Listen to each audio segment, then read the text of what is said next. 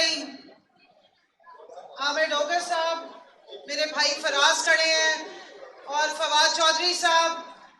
جیلم کی ماشاءاللہ عوام کا جوش و جذبہ دیکھ کے دل ہمیشہ خوش ہوا ہے. جب یہاں آئے ہیں عوام نے ایک بھرپور طریقے سے تبدیلی کو اور اب حقیقی آزادی مارچ کو ویلکم کیا ہے. ہمیں معلوم ہے کہ جیلم کی عوام پہلے ہی تبدیلی مان چکی ہے. جیلم کے لوگ ہمیشہ حق سچ کے ساتھ کھڑے ہوتے ہیں.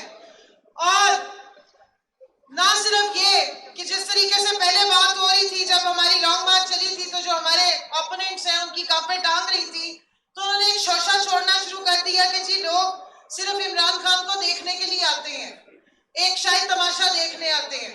لیکن جب سے خان صاحب کو وزیر آباد میں قاتلانہ حملہ کر کے ان کو گولیاں ماری گئیں، اور وہ ابھی ہم ان کے لیے دعا گو ہیں کہ اللہ میاں ان کو جلدی صحت دے، اور ان کے نائب کپتان اور یہ سارے ہمارے جو کھلاڑی ہیں جس طریقے سے لانگ مارچ لے کے چل رہے ہیں، اور پھر بھی جس طرح آپ لوگ نکل کے آئے تو پتہ لگ رہا ہے کہ عمران خان ایک نظریے کا نام ہے، حقیقی آزادی اور ایک غلامی نامنظور ہمارے ایک جذبے کا نام ہے نا؟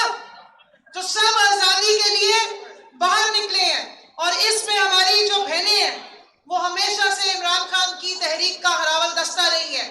نہ صرف یہ کہ پاکستان کی آزادی کی تحریک بلکہ حقیقی آزادی کی تحریک میں بھی خواتین اپنا رول ڈالی. میں آپ کو سلام پیش کرتی ہوں. اور بالخصوص میں اپنی ویمن ونگ کی خواتین کو، ہماری ایم پی ایز یہاں پہ تشریف فرمائے، سبرینا ہے ہماری، فردوس رائے ہیں، فراغ ہے اپنی ٹیم کے ساتھ ہیں، میں ان سب کو مبارکباد پیش کرتی ہوں.